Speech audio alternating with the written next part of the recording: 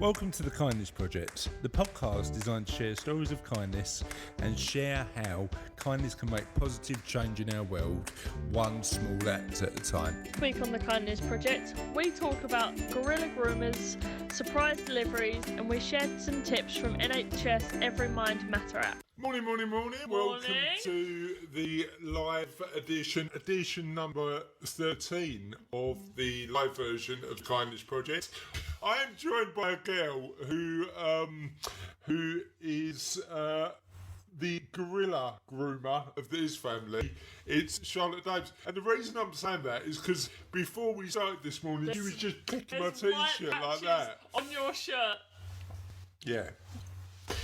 And I'm joined by the man who thinks he's the most consistently funny person in this household. It's Chris Dames. I've got competition because you are quite funny. I think Sophie is probably the funniest one in her family at the minute. She's random, sporadic. But we could all be potentially accused of being a bit random. What's going on your life at the minute? Since yesterday.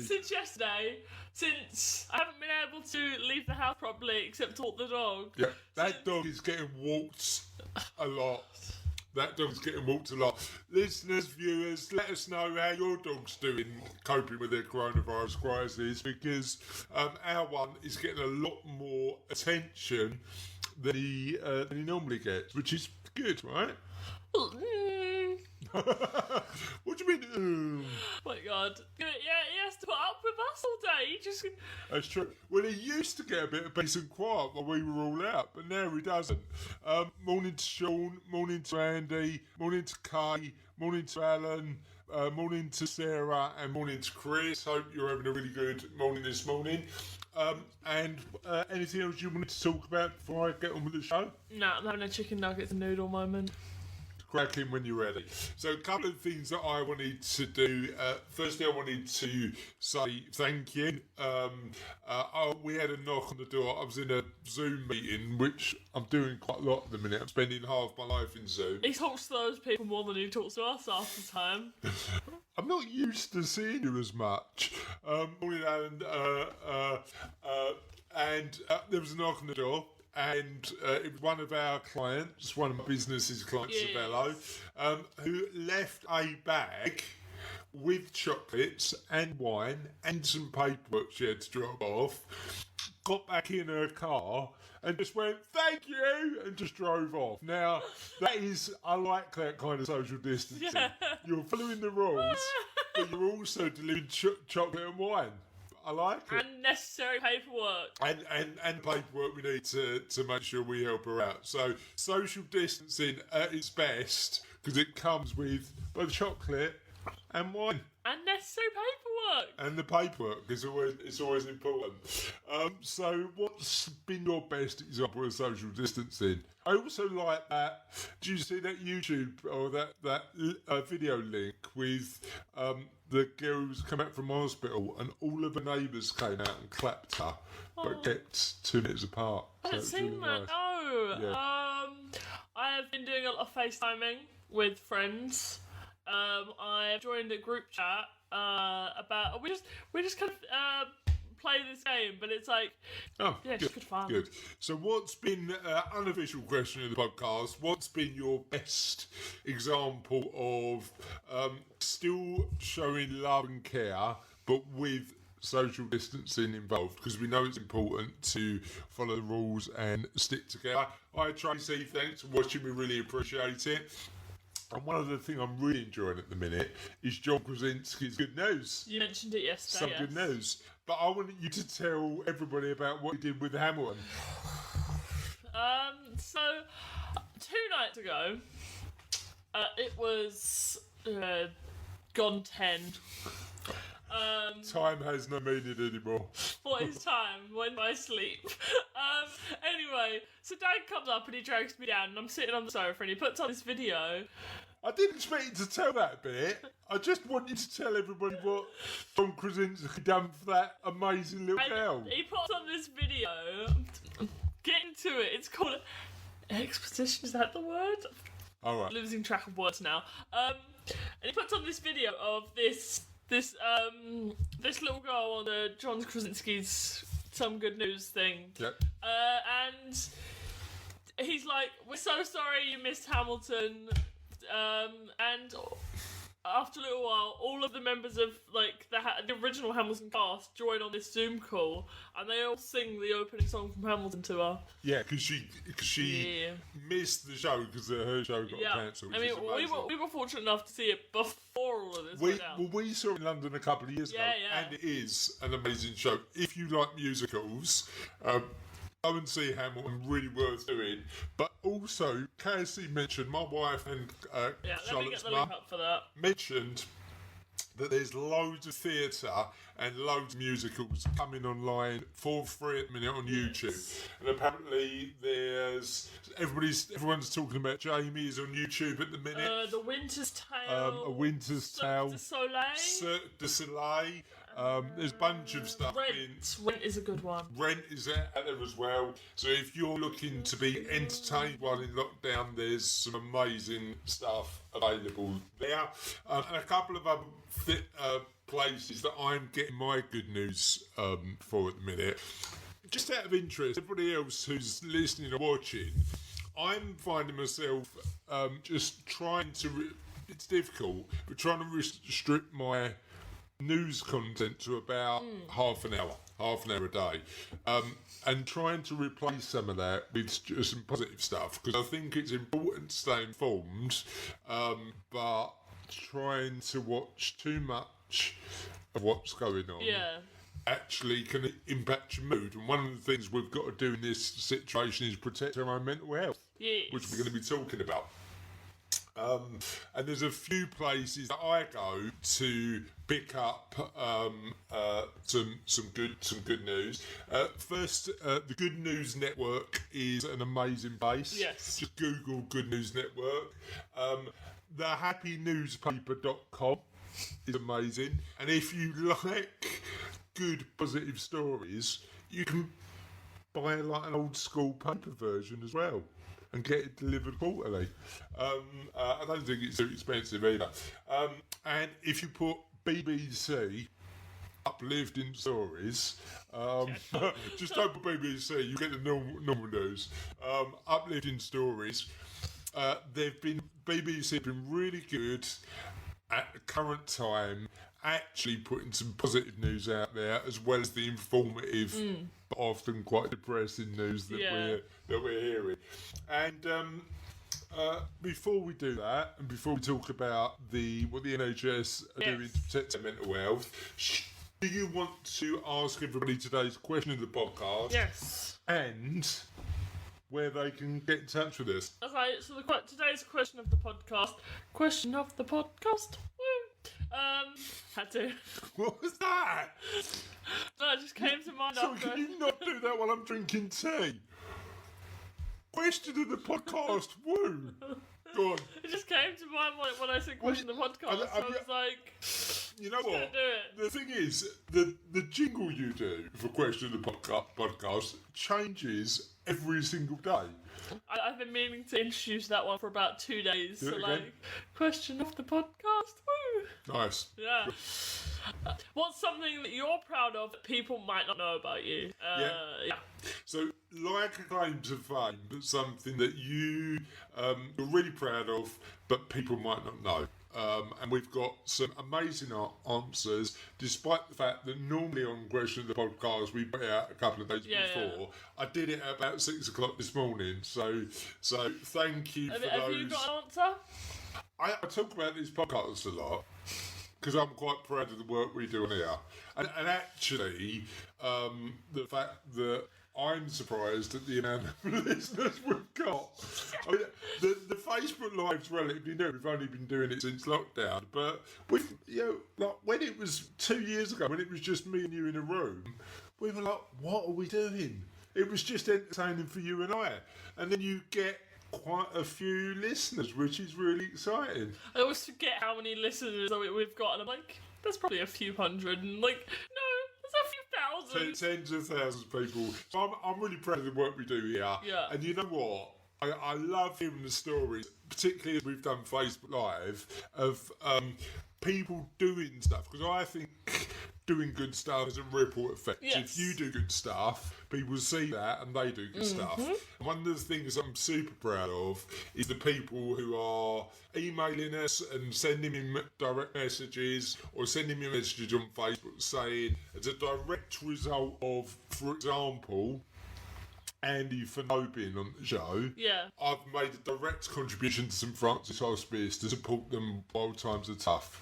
Love that. Absolutely love that. And that's not one person, that's a decent number of people making that additional contribution to St Francis. So thank you for me, and I'm sure that Andy at St Francis really appreciates that. And then when we had Ruth Hughes on the show on Friday, I had a few messages saying thank you, because some of the techniques that Ruth was talking about coping and making sure you're protecting mental health when we're in lockdown, which I don't seem to be struggling with at the minute.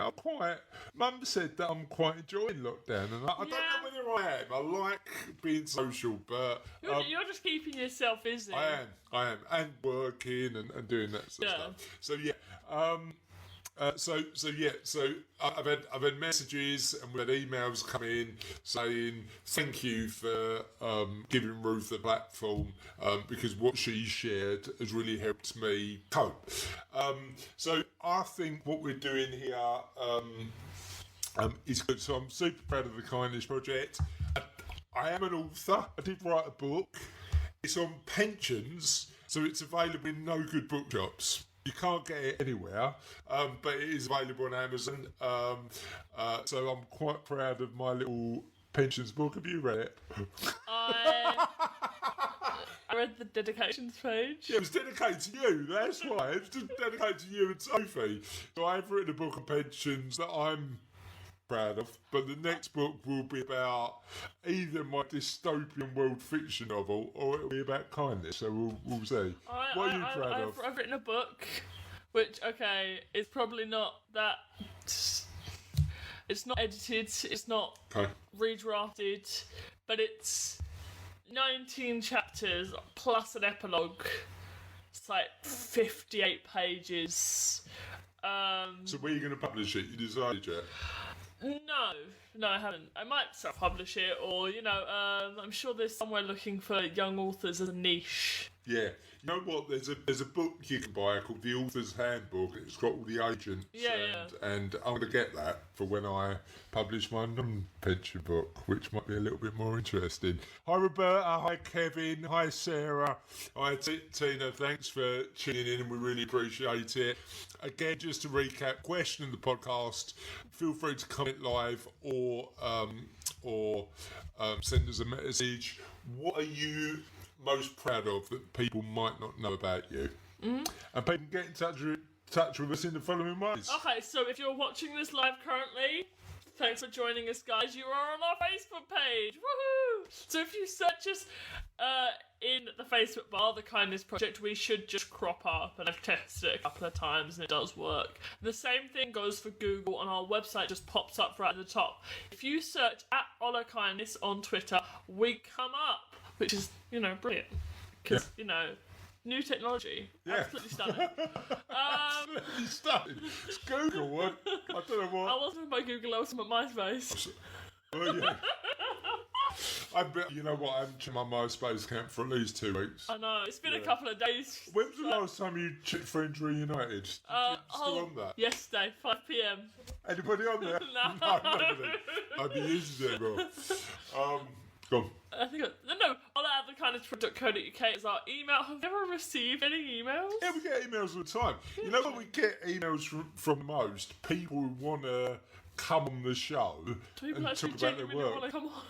Yeah, we have like, ask Russell. Russell, if you are watching this, can you just comment about some of the people who have approached us directly? The one I want to get on, and we met him at the literary festival last year. Yes. You know, the one that Jeffrey Archer insulted me at. Yes. Good story. I can't remember what podcast it's on, but give that a listen. Just listen to them all. Just listen to them all. It'll be on there. Bobby Seagull. Yeah. Love that man. He's an absolute legend. If you don't know who Bobby Seagull is, he's a teacher, an educator, and he talks about mindset quite a lot. Again, as always, he's whacked it out of the park yet again. Mr. David Forsdyke with his silver linings. So he's talking today about the fact that businesses, friends and families are keeping in touch during the lockdown thanks to the amazing technology we have these days. And we spoke about briefly yesterday because was it on the podcast or was it on another call that I had after? I think it was on another call. I was saying that thankfully, and this isn't amazing for anybody, but thankfully we have got technology that connects us. And I don't know how well any of us would cope without that connection I'd probably to be other crying people. in the corner right now. I doubt if you do that, but that's all good. So apps like Dave says, apps like Zoom, Teams, Skype, House Party and Discord. What's Discord? Oh, it's the one that I'm doing that game on. What is it? Is it like a chat? Yeah, it's like a community group. Okay. Yeah. I haven't heard of Discord. Is it like Friends Reunited? But yeah. No. You get invited into like these groups, and so it's like WhatsApp. It's like WhatsApp. But Okay. Like you don't have to have the person's phone number. Okay. WhatsApp I love for staying in touch, but I'm in so many groups, I just can't keep up. Just unofficial question of the podcast: how do you manage WhatsApp? Because I put it on Do Not Disturb the majority of the time, and that sort of helps. But what about those who aren't tech savvy? Well, there's loads of websites and YouTube videos to help those struggling to get online. Mm-hmm. For example, Bold New World have published an article aimed at helping older people who might need a little help. And what we'll do is we'll put a link to that article in the show notes. I think the important thing about this is helping older people reconnect. And one of the things I had my approval through yesterday, one of the things that I've done is sign up as an NHS volunteer, so that if anybody needs a chat, I'm there to help and support. And the app that they're launched with that is really easy to use. So if you haven't signed up for as an NHS volunteer and you've got a bit more time on your hands, the website is Good Sam. If you just Google Good Sam NHS, you'll be able to find it. Certainly it allows you to support your local community if you'd like to do that. And then one of the Brave New World article suggestions is to get a tech buddy, somebody you know who's more tech savvy on the phone to help you with technology. So I think that's an amazing idea. Also, I want to mention my T-shirt from Mr. Don Diffgang from Do Me a Favour Buddy. And Do Me a Favour Buddy is a website, so just to have a look. You know what, I like this kind of podcast guest because he came in with presents. Now, it wasn't chocolates and wine, but it was a few T-shirts. Yes. And you've got one as well. I've got one as well, yeah. I didn't realise you were wearing yours today. I would have dug mine out if I knew we were. Yeah. So check out Do Me a Favour Buddy, because that's an amazing little website. So check out episodes 100 of the Kindness Project on the website and 101, because Don, actually, we thought we'd do something different for our 100th podcast, and Don interviewed us. Yeah. So if you'd like to hear more about why we do this and what we've done, as well as some really interesting questions like what's your favourite question of the podcast, which I can't remember what my answer was. It's all available on there, and then definitely worth checking out. Do Me a Favour Buddy. They do amazing work over there. So thank you, Don, for doing that.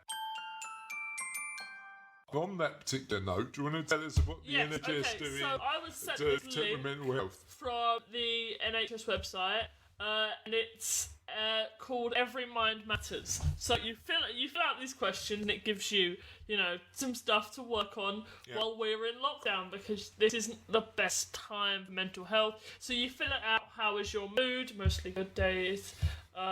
Next, and then you just kind of go through and you fill out. Answer some questions. There's only like 5 questions. And you just kind of fill them out, and I'm going through filling them out because I can't remember what the tips were.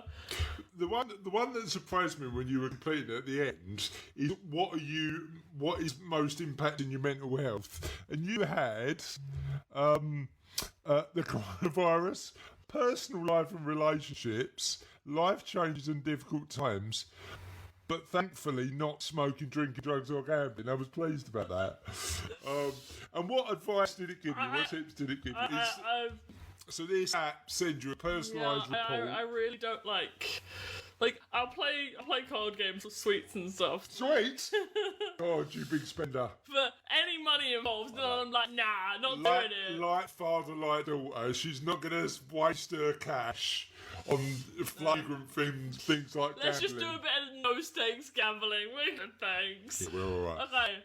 Number 1, relax your muscles and minds. Sometimes we can be so tense that we do not even remember what being relaxed feels like. Oh my god, that is such a mood. Okay.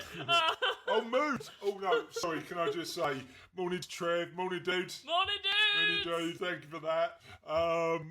And if you don't know what mood means, because we did talk about this on a previous podcast, but it was before we were doing the live shows, can you explain to people what mood means?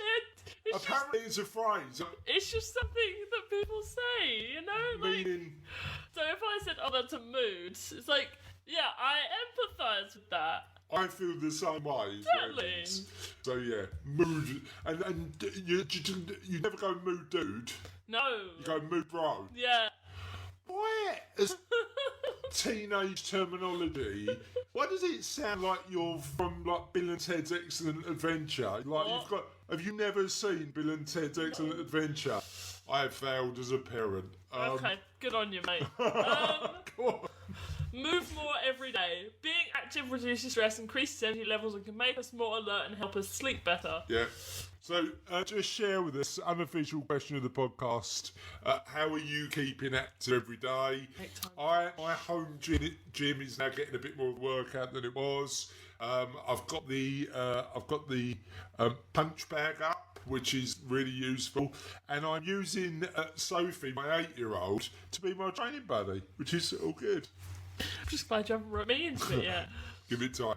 What's happening? Go on, what's next? Make time to chat. Chat with a friend each week, even if it's over the phone or video chat. Yeah. Reframe unhelpful thoughts. Check out our short video to get some practice tips on how to challenge unhelpful thoughts and help improve your mood. Yep. Be prepared, feel calm. If you have a busy week coming up, spend a little time planning before you go to bed. Take time to reflect. Make time every day to reflect on what went well. It's important to recognise your success and things you are grateful for, no matter how small. And where can people get access to the that NHS support? website. Okay, so it's just nhs.uk, not .co.uk. www. And what's the page called? Get Your Mind Plan. So if you're struggling with mental health or you need a bit of support, the NHS is there to give you some. What one would you say is the most important one on there? I'd say for me it would be make time to chat, because if you're talking to friends, you can kind of talk through your issues with people who know you, who understand you maybe better than random strangers, or asking the internet. You should never ask the internet for answers to questions, because you get some real left field answers. You did. So thank you for that. Thank you for sharing. And we've had a number of comments, and again, just as a reminder while I'm reading this out, if you want to comment on Facebook Live and give us your answer, what don't people might not know about you that you're particularly proud of? So I'll start with the legend that is Mr. Dave Forsdyke.